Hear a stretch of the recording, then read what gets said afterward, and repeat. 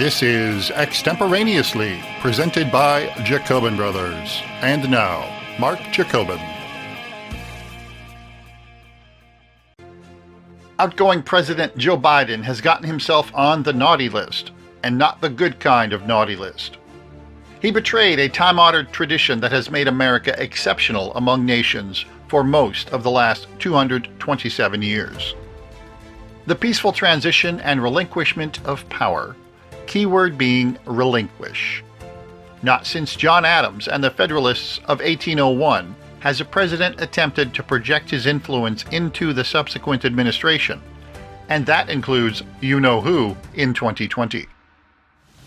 43 presidents have acquiesced to the will of the people after the November election and started the process of winding down their administrations. They accepted that their mandate had expired, and a new president with a fresh agenda would steward the country's interests in the new year. The 45th president did not go as quietly as his predecessors, but number 46 has raised the bar for obstruction of transition. Joe Biden has finally out-Trumped Trump, and not in a good way.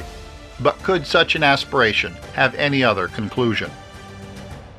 In 2020, Donald Trump delayed Joe Biden's president-elect intelligence briefings while contesting votes and refused to attend Joe's inauguration. Donald may have stamped his feet and held his breath like a petulant child, but these acts of conceit had no material effect on the presidential transition. Opinions vary on Donald's precipitation of the January 6th occupation of the Capitol, but he had no direct hand in obstructing the certification of Electoral College votes. At the time, these were the most severe transgressions against the traditions of transition, and Jacobin Brothers noted them as such. It may be that Donald simply lacked the wherewithal to substantially undermine the incoming administration, and the chaos of his first term supports that proposition. Conversely, the machinations of a man who has been a politician for more than half of a century should not be discounted, and the experience of those years as a perennial swamp dweller has paid dividends in lame duck efforts to preserve his withering legacy and further advance his failed policies prior to being escorted from the White House in January. I am Mark Jacobin, along with my brother James, and this is Extemporaneously. James, we have filed 8 charges of obstruction of transition against Joe Biden. What is the first charge? Number 1, subversion of democracy. Defendant did knowingly and willingly perform acts contrary to the will of the people after an election that rejected his party and policies. Number 2, fomenting nuclear war. Authorized the use of American munitions against targets deep in the Russian interior, with full knowledge that Russia reserves the nuclear option to defend the motherland. Number 3, abusive use of clemency. Commuted the sentences of 1,499 people without scrutinizing individual cases. Number 4, abusive use of pardons. Pardoned his son Hunter for any and all crimes committed during a 10-year period. Number 5, selling border wall construction materials. Auctioning millions of dollars worth of border wall construction materials for as little as $5 a unit. Number 6, vetoing increase of number of federal judges. Vetoed a bipartisan bill that would add 63 federal judges to adjudicate millions of backlogged cases. Number 7, attempting to preserve partisan and bureaucratic jobs. Introducing rules to protect federal workers who could be eliminated by future administrations. Number 8, preemptive pardons. Contemplating pardoning any and all politicians and bureaucrats who committed crimes during the Biden administration. So, James, these are the 8 charges that we have filed. Let's take it back up to the top with our blanket charge. Subversion of democracy. This sounds like a really scary thing. Yeah, this is exactly what the 45th president, soon to be 47th president, was charged with and actually impeached for in the closing weeks of his presidency. A lot of some of them are written down. Most of them are voluntary, started by George Washington when he voluntarily left after his second term so many centuries ago. What is usually accepted, especially in the 21st century from Clinton on, When the other party wins the election in the transition period, or even before that, George W. Bush stopped with his agenda because the American people rebuked him. Barack Obama more or less disappeared at the end of his presidency because the American people rebuked him. Donald Trump did not, but like you said, he didn't materially affect the transition of power. He just did it in temper tantrum way. I won't go to the inauguration. I won't accept the results of the election. I'll say stuff like stop the steal. I'll send my lawyer out there to say I have a fire hose of evidence. But it did not obstruct the transition, minus not letting Joe Biden get the presidential briefings until the exact time that the regulations said he could. Yeah, and that was only a few days. And he was already getting security briefings as part of a presidential. He did obstruct the transition, and at the time, he was the president to have done it to the most extreme degree since John Adams. Plus, Trump didn't know that former vice presidents and presidents still get security briefings. So Biden was already getting security briefings at a level as a former sitting vice president anyway, but Trump didn't know that. Let's go to the second charge, fomenting nuclear war. This seems to me to be the most insane decision that any president has made since the end of World War II. It's not just insane in a transition period, it's just insane.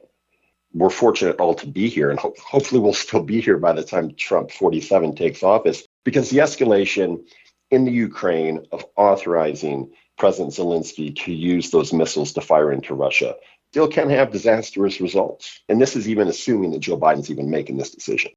We'll get into that discussion a little later on.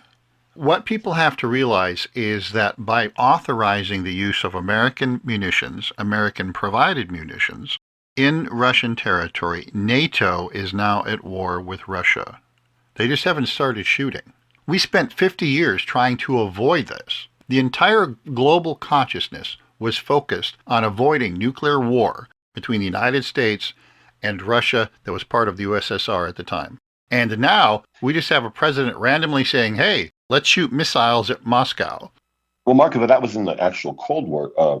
Back then, members of the aristocracy, bureaucracy, and what's called the swamp and the elitist and the 1%, all of them have hundreds of millions of dollars of investments in Ukraine. A very small number of people in America would benefit from the Ukraine remaining intact, but not because of freedom for Zelensky and the Ukrainian people. It's because of the financial interest. Charge number 3, abusive use of clemency. Without getting too much into the details, there is a distinction between amnesty and pardons and clemency, which is commuting of sentences. So Biden pardoned 60 some odd people. A cursory review of those seems like they were nonviolent. It seems like not too much harm could come to society as a result of these pardons. The greater area of concern is the number of sentences that were commuted, 1,500, give or take, 1,499. I don't like to round people. It doesn't seem like there was a lot of care given to the individuals who were actually part of those commuted sentences. Well, no, Mark, you're denying due process and the rights of the victims and their families, the 4,000 juveniles that were improperly imprisoned as children for a for-profit prison where the judge pled guilty to doing this, went to jail for it, got out on a little bit of early release to house arrest because of COVID, and now has had the sentence wiped away. And we know of at least one of these youth offenders that in their early 20s committed suicide because they never got their life together. At least one. This is just unforgivable. This was a crime against the people to begin with because this former Pennsylvania judge, Michael Conahan, originally received only a 17-year sentence for destroying the lives of 4,000 children. 4,000 children and their families and the lives they could have had. The guy should have got life with no parole. This is bulletless genocide. Child abuse, abuse of power of the highest order. And so when the president commutes that abuse of power, he himself is abusing his power. I mean, this is supposed to be, aren't the Democrats supposed to be that we love everybody, we take care of people, we're inclusive, we care about humanity? What humanity was shown to those children who are now all adults and their families who've had to live with this forever? And you just wave away the guy's sentence? It's almost like a war crime. It seems like over the years, the Democrats have become less concerned with victims and more concerned with looking out for the perpetrators of crime. That seems to be the case here. The 4,000 victims were disregarded, and the perpetrator is now the sympathetic character. And that's to say nothing for a man by the name of Jim Carlson of Minnesota, who was convicted on dozens of felony counts for selling synthetic drugs. This is drug dealing, very dangerous narcotics, which then leads these people, when they run out of the synthetic drugs, to go to the street to score smack, black tar heroin, fentanyl. It was drug dealing. He's El Chapo. He's El Chapo, and now he's free. And why is that? I think a cursory look of where donations come from and where the staffers that push this through for lame duck President Biden are going to work after January 20th. It's evil. So that was abusive use of clemency. Let's move on to abusive use of pardons. Pardoned his son Hunter for any and all crimes committed during a 10-year period. Yeah, most pardons take place after you've been convicted, except for President Nixon. By accepting the pardon, you admit guilt, and it's specific to a crime or series of crimes that could be looked at as prosecuted as political in nature. What Biden did here was pardon his son retroactively for anything he might have done from 2014 until the end of November of 2024. What exactly is it that Hunter could have done? Because he wasn't charged, much less investigated for anything. I'm just curious, because I know 2014 was the year that Hunter Biden got a job in Ukraine, where now President Biden just authorized them to use long-range missiles into Russia. I don't think there's a connection, though. And I think if Nixon were alive, he might have something to say about this, because perhaps all of Nixon's crimes prior to 1970 should have been pardoned as well. At this point, it would feel like he got a raw deal. Yeah, he's like, hey, wait a minute here. But he was the president. That's the point we're trying to make. On one side of the coin, you have a president pardoning his son. You might be able to look the other way. But now you have a president granting a pardon that is broader and bigger than any pardon granted to anybody except a former president, which was done in the interest of national serenity as opposed to keeping someone's family member out of jail. Yes, and it took great political courage for Ford to do that, cost him his reelection, and history has been kind to Ford because we can all agree now that that was the right thing to do. But pardoning a member of your family that could potentially snare Biden and his whole family up in a corruption scandal from 2014 is exactly what they accuse Trump of being and doing. They are what they say Trump is. That's pretty scary because they've made Trump out to be quite the monstrous individual. And if the Congress had any integrity, Democrats and Republicans and independents alike, they would charge Biden with a single charge of abuse of power and impeach him for this, but they won't. Number 5, selling border wall construction materials. This is just unheard of. It's petty on the one hand, but on the other hand, it's subverting the will of the people. Donald Trump has been running on that wall for 9 years. He's been handed a large victory to complete that wall and secure the border. And now the Biden administration is taking hundreds of millions of dollars worth of material paid for in full at full price by the American taxpayer, selling them for pennies on the dollar to do two things: obstruct the will of the people and make it much harder for Trump to secure the border, the issue that he won on in 2016 and won on again in 2024, and make the American taxpayer pay full price for everything again. This is so absurd that it almost defies explanation. And it's not the first time. Or rather, it's the continuation of an act that started last year where they had already sold off about $150 million worth of materials. $300 million of materials were sitting around not being used and rusting. That left the news cycle, but then after the election, Joe decided, he might build that wall, let me get rid of these materials again, and force the American taxpayer to pay for them again. That level of petty corruption is not supposed to happen in the United States of America. And it's happening in broad daylight. Everyone knows about it.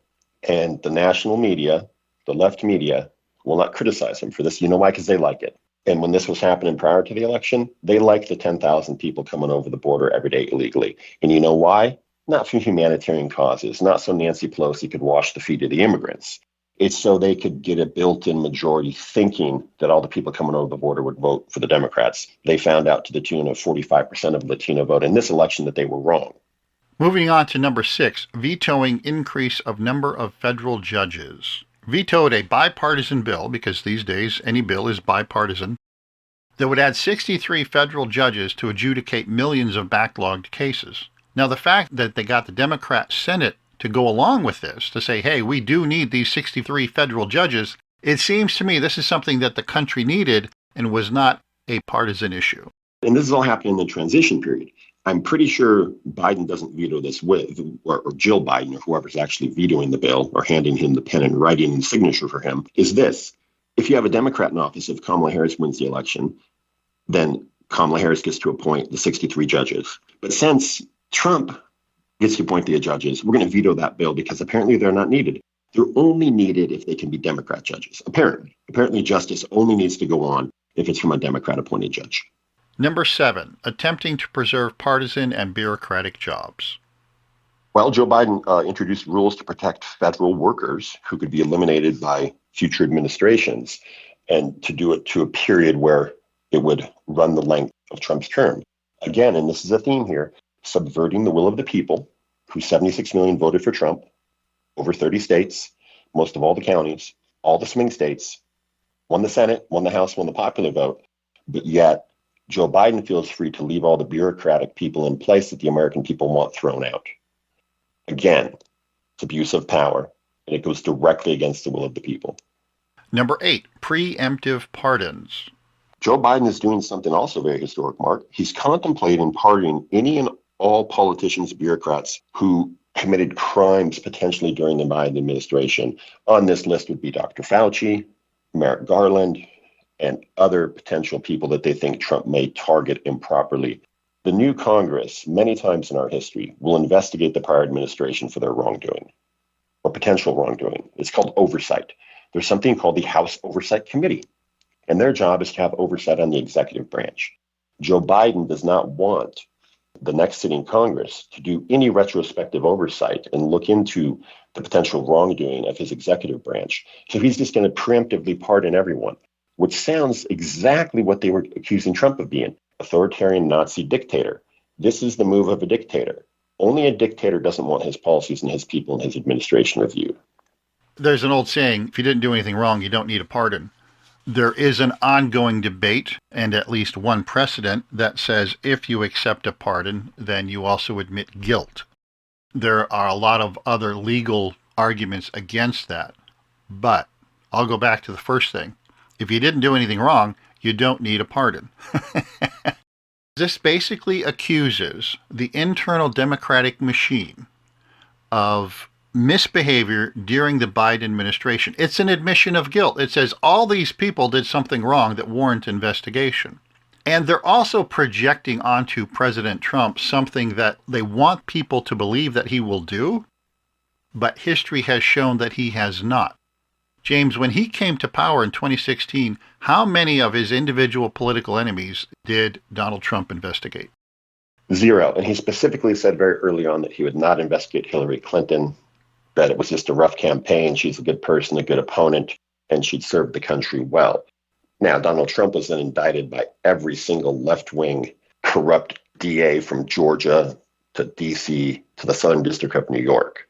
So since they did this to Trump, they're like, oh, well, he might try and do this to us. So they've been playing the game of politics on the dirtiest level. And now they're doing it to the expense of the American people. Because when you start pardoning people who've never even been investigated, much less placed under oath for questioning, and are indicted by a grand jury or a DA such as Dr. Fauci, what possibly could Dr. Fauci have done that he needs to get a preemptive pardon for? One of my favorite quotes from one of the Democrat insiders is that this type of use of pardon could be abused by future presidents. I said, no, sir. This is an abuse of power being performed by this president right now. Right now, in real time. It's happening right now. But we're not going to find out about it till later because the current media only will report on the Biden administration after all the damage is done. See the Wall Street Journal in-depth article where they have 40 sources saying that Biden had been incompetent and mentally defective since day one. But now they can report on it because Biden has lost. So apparently at some point down the road, we'll find out how wrong this is. And thanks to the media for that. Let's check the balance on the scales. One of the problems with the polarization of the American political system over the last 2 decades is that whatever my guy does is fine and whatever your guy does is bad, even if they're the same thing. We've gone through and we've filed 8 charges of obstruction of transition against Joe Biden. But I want to make sure that people understand that we're not letting the Don off the hook for the things that he did when he left in 2020. No, you're 100% right, Mark. People go back and listen to the catalog of shows that we did, specifically the venom I was spewing towards Trump on his way out the door, because he was violating the protocols of the presidency and the transition. The refusal to go to the inauguration, the refusal to stand next to Joe Biden and show the world that we have yet another peaceful transfer of power, the refusal to back down his base with the Stop the Steal campaign, which led to years of acrimony and civil discourse in the country. Trump is guilty of every bit of that. And now Biden has taken this to the next level because Trump did not have the wherewithal, the smarts, the political savvy, or the aides around him who'd been in government for 60 years to screw the Biden administration and the American people on the way in the door.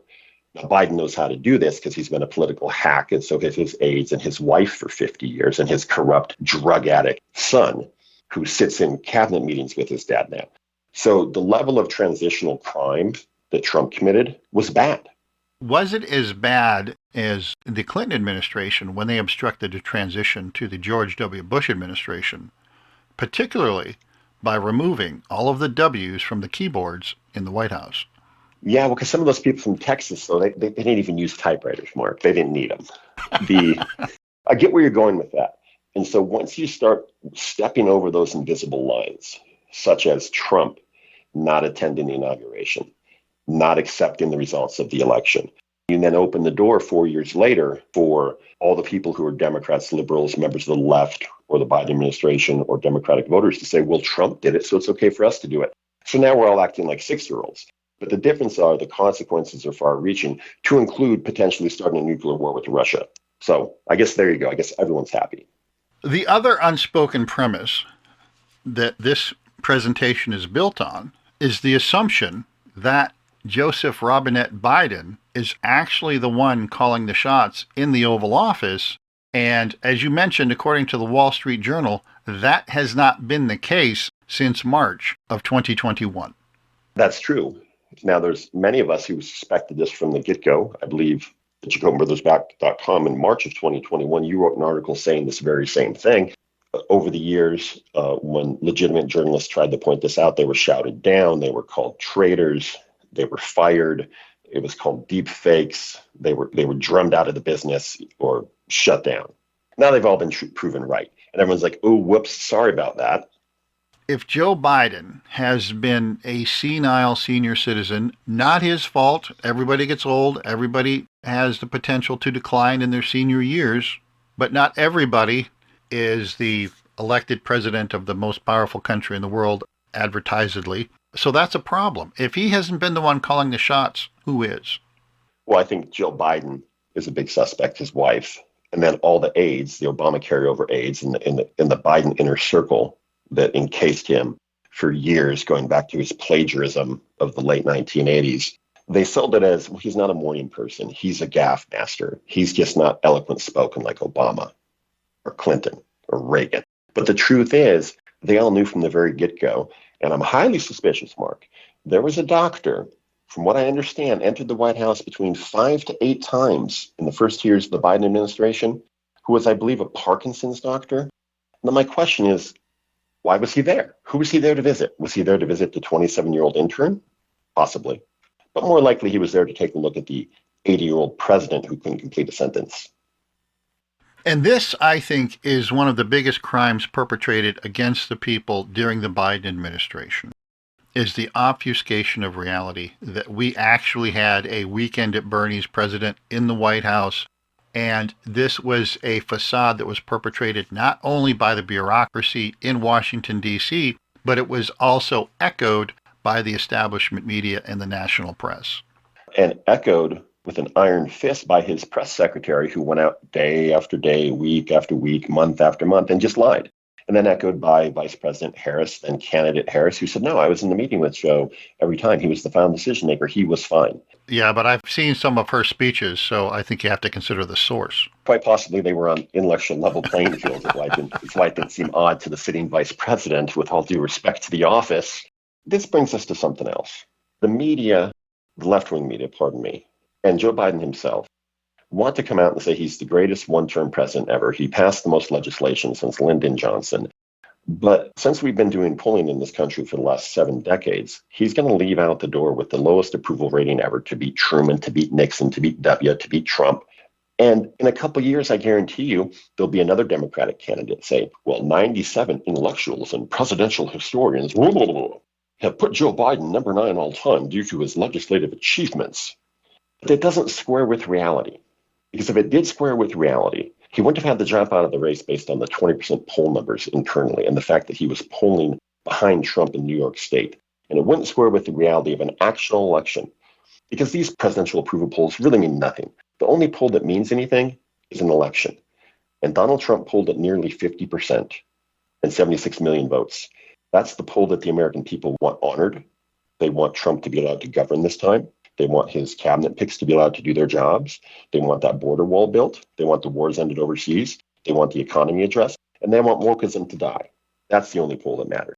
Let's look at some of the other items that have come out of reality. More than 6,000 retail store location closures this year. More than last year's 5,500 retail store closures. The highest number of closures and bankruptcy since 2020, which, by the way, was also created by the federal government when 200,000 businesses went belly up as a result of the federal government's COVID policies, where they put all of these small businesses out of work and propped up the big corporations. All of these things rest squarely on the shoulders of the Biden administration. 100% on the shoulders, Mark. And these are the same people who want to tell you that, oh, there's no inflation. The economy is great. Look at the stock market. Oh, you mean Trump got elected because gas prices were a little more than they were 4 years ago? They're delusional. Something that people need to understand is that when the government says the economy is good, the definition of the economy from a government perspective and from the newspaper perspective includes only big business and blue chip stocks. It doesn't include Ma and Pa America. It doesn't include small businesses. It doesn't include average Joe and Jane worker. It includes, hey, the stock market's great, so the economy must be great. But anybody who's been to the grocery store in the last 5 minutes compared to the price changes from the last 20 minutes knows that the economy is in trouble. Well, inflation is rising again. And on top of that, Mark, that's the way they want it. COVID was a godsend for the left. It was a godsend for them, and even though they don't believe in God, because it pushed out tens of thousands of small business people into bankruptcy, put them back into the workforce, and they got to go to work at places like Walmart and McDonald's, who the government propped up during COVID because those were essential. See, this is what they want. You drive all the small business people out, and then you come in and you put them on welfare or give them a small subsidy and make them reliant on government, and then you turn around and you can vote for the Democratic candidate who bailed you out and saved you. It's a big circular firing squad to absolutely destroy small businesses, the working class, and everyone who isn't wealthy, and then force them all by proxy through the falseness of I'm helping you, the government is helping you, to vote for them to create a permanent left-wing majority. And it's all backfired. How the hell do you think Trump won? We've been talking extemporaneously. This has been Extemporaneously, presented by Jacobin Brothers. For more episodes and content, visit jacobinbrothers.com.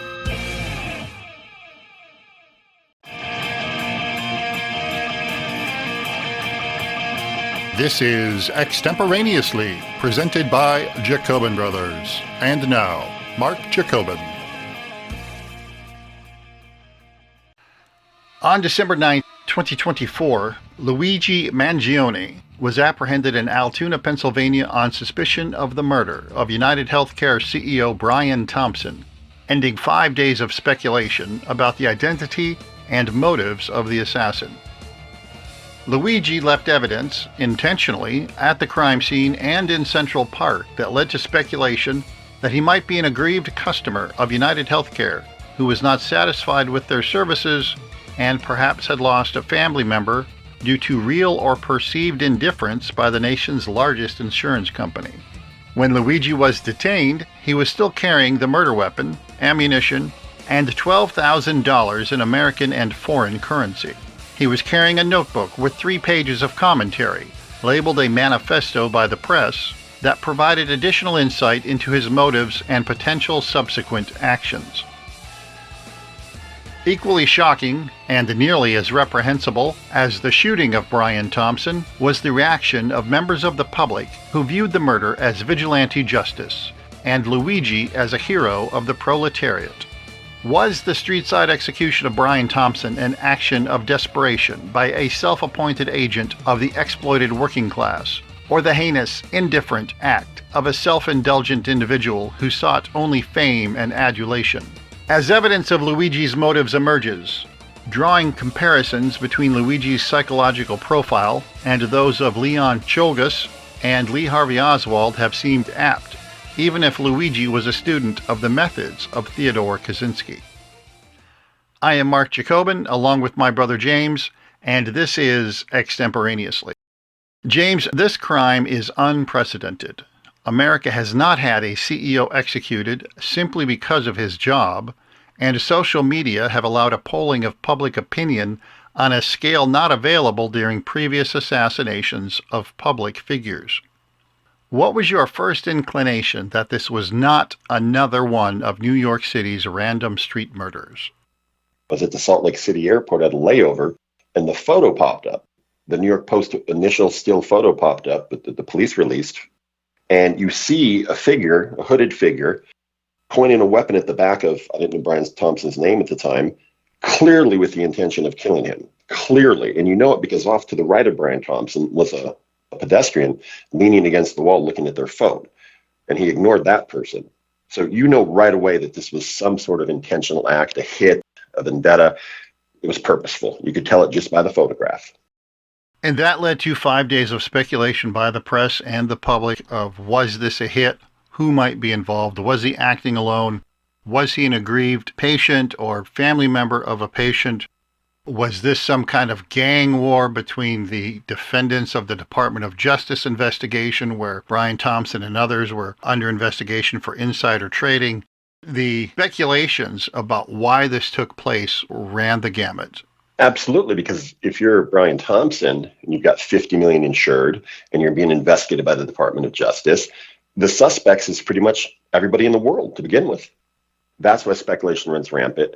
Also, the inability of the New York PD to apprehend a man on a bicycle was part of it. And there was a lot of luck involved. Mangione was extraordinarily fortunate in the timing of all of this. And that's something that I brought up during the course of events, that it takes a lot of planning and also a lot of luck to pull off something like this. And if you get enough luck, it looks meticulously planned to the point where it looks like the level of a CIA operation. Comparisons were drawn between Luigi, whose name we didn't know at the time, and movies like the Jason Bourne series, where you have this highly trained super spy going around taking people out and not getting caught. And doing it in New York City. And obviously, it really did, it looked like cinema, Mark. The complete video of the murder as he continues to fire at Brian Thompson and clear the malfunctions of his weapon. He gets to Brian Thompson, levels up next to him, looks at him, and keeps going and calmly walks away. So this has all the indications of it's not personal. Because if it was personal, he'd have done a lot more to Brian Thompson with the rest of those bullets. He accomplished his job. That's why it looked like a job. It's why it looked professional. But also, Mark, what is a professional hit? The idea that we all have a professional hit is born from one thing: TV shows and action movies. No one knows what a hit looks like. No, in fact, actual history suggests just the opposite. Most of the time that there have been state-sponsored assassinations of undesirable individuals, those assassinations did not involve gunfire. Exactly. Vladimir Putin's method of assassination is plutonium. Bobby Kennedy's method of assassination was usually poison, although he was, as far as we know, unsuccessful. Yeah, I think Putin one-upped him on that. So this initially led to a lot of speculation about whether or not this assassin was a hero of the working class, taking out an evil representative of evil corporate America because of the many thousands or millions of people who feel wronged by the insurance industry, not all of whom have illegitimate complaints. Many of those complaints are legitimate. There quickly arose this groundswell of sympathy for the assassin rather than the victim because of who the victim was. That's correct. If the victim was, say, a young lady, and everything else is exactly the same, then this person is looked at the way he should be looked at, which is just a straight up murderer who just executed someone for their own personal gratification. Also, Mangione has gotten lucky because of a huge assumption, an assumption I even made, that if it wasn't a hit related to the Justice Department or another grievance, if it wasn't an organized plot against Thompson, then the person behind that mask that was holding that weapon, he must have lost a family member, a mother, a sister. He must have wrote 15 letters to Brian Thompson and been denied over and over and watched someone wilt away into nothing. And although it's still murder, as a human being, you could see why the person did it, right? That it's revenge, it's retribution. And that's why the groundswell came, because what it turned out is to be something completely different than that. Everyone can identify with eye for an eye justice. It's not legal. In many societies, it's not ethical or moral, but it is deeply rooted in the human psyche. Animals understand that type of justice, dogs, primates. If someone wrongs you, there is an innate response to respond in kind. Everybody out there, whether it's the people who are sympathizing with the assassin, or whether it's people that are just observing this, everyone has a story about how the insurance industry or the healthcare ecosystem in general didn't perform to their expectations. Because it's all about the victim. I'll give you a comparison, Mark. In the early 1980s in Washington State, a young mother, and this is why there's metal detectors in courthouses, her son was raped and murdered, her young child, by a multiple-time sex offender. And at his sentencing, the mother snuggled in a pistol in her purse and unloaded 6 bullets on the guy and killed him. Now, the victim in that case was a man who was a rapist and a murderer, a sex offender. And the shooter was a sympathetic mother. So she did very little time. In this case, I would say Brian Thompson is the victim of a murder, but the groundswell of this kind of weird bathing this man in glory is because the victim that they all wanted him to be shooting at was United Health in general, was the insurance industry in general. So it's not a human being that fell on the street that morning in the form of Brian Thompson. They looked at it like Mangione was taking a shot at the entire system. We'll come back to the public's response to that a little later in the episode. It has since been revealed or reported that Luigi has never been a customer of United Healthcare. That's interesting. So we know that it wasn't he himself who might have been harmed. It's highly unlikely that he had any family members that were harmed by United Healthcare. Based on the preponderance of evidence, it seems that this was not a personally motivated killing. No, because we know he had good health care because his family indeed owns healthcare provider businesses. So I'm pretty sure he was okay. So is he just taking out the competition? I think there's a lot going on here that we'll get to later in the show. But Mark, I think you said it best when the first photo came out of him pulling his mask down at I guess it's called a hostel. I'll just call it a hotel, to flirt with the front desk attendant. And you said the guy is a self-indulgent sociopath. He knows that the next day that he's going to go shoot someone in the back, but yet he has the time to flirt and smile. And you were right. Self-indulgent sociopath. That's all he is. And so now we come to it. We come to the fact that we know that this individual, Luigi Mangione, had no primitive justification for killing Brian Thompson. He simply wanted to kill somebody because he wanted to make a statement in society. He didn't care how he made that statement. The way it looks right now is that he's simply a misguided one-percenter.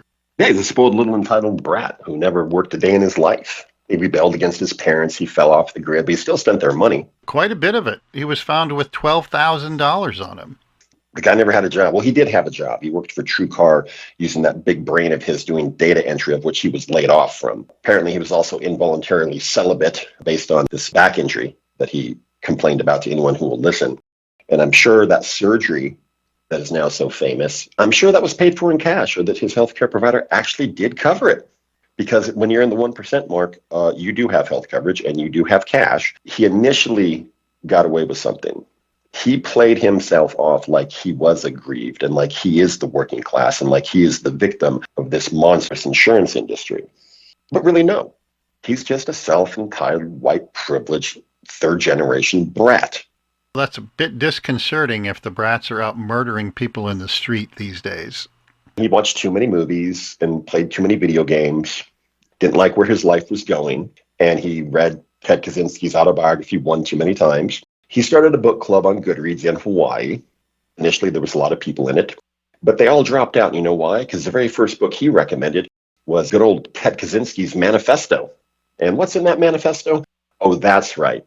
You killed the people that you see as the problems of the world, and then you become famous for it, and you get a nickname like the Unabomber. But really, you're just a mass murderer.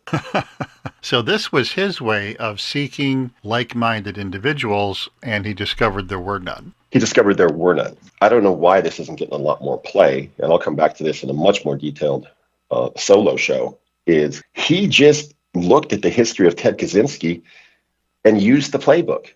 Ted Kaczynski had a bicycle. He leaves the scene the bicycle. Ted Kaczynski traveled by bus from Montana to Sacramento to mail his packages.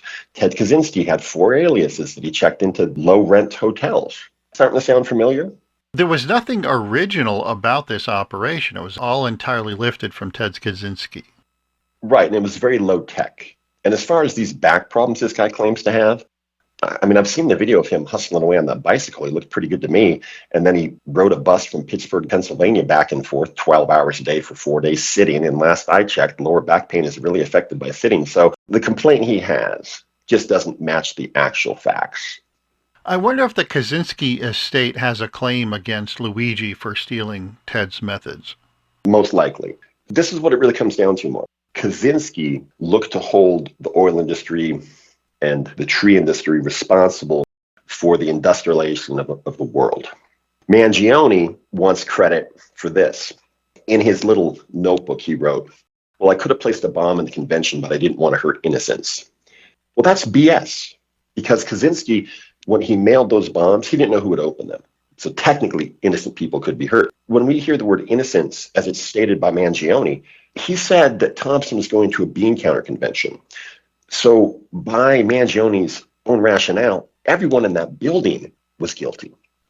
He just didn't bomb the building because he didn't know how, and he wanted to get away with it and continue on like Kaczynski did.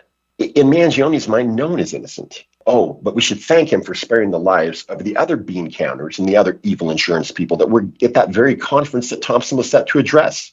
But yet people say, oh, well, he only killed one guy. He could have killed them all. Well, why didn't he, Mark? They're all guilty, aren't they? Only killed one guy. Now, this is a statement that I would reflect on the people saying it. What if that one person was your family member, your husband, your father, your brother? We have to be very careful about dehumanizing the victim here. Yes, he was under investigation, but he wasn't actually convicted. Generally speaking, insider trading is not a death penalty offense. He did leave behind a wife and 2 sons, other friends and family. He was well liked and well respected within his orbit at United Healthcare. This is a person, people. It's not an industry. It is a person. And first and foremost, I think that has to be recalled before we talk about any other aspect of the event. Because a lot of the people now, because just like everything in America, it breaks down to left versus right. At first, it was everyone, the first few days, hated the insurance industry. And now the far left will say something like, of course, it's sad that Brian Thompson got killed, but he's evil. He had it coming. There's a word for this kind of killing, Mark. There's just one word. It's called genocide. Now, I know only one person was killed here, but the same thought process and the same support he's getting from certain sectors of the intranet, the old online social justice warriors, have the same mindset that a small Central European country had in the 30s and 40s about the Israelites. It's their fault. Inflation is their fault. Germany is suffering because of them, they, those, over there. And you dehumanize them to the point where 6 million people get incinerated and no one even blinked. That's genocide. What Mangione did was genocide. Because Brian Thompson is a person with a family who worked his way up from a farm in Minnesota to being the head of the largest insurance company in the world. Regardless what you think of the insurance industry, it's genocide. It's not as if he just fell backwards into this position. He did have to work for it. It's not like he was born with money and went to some Ivy League school and was crowned CEO of United Healthcare.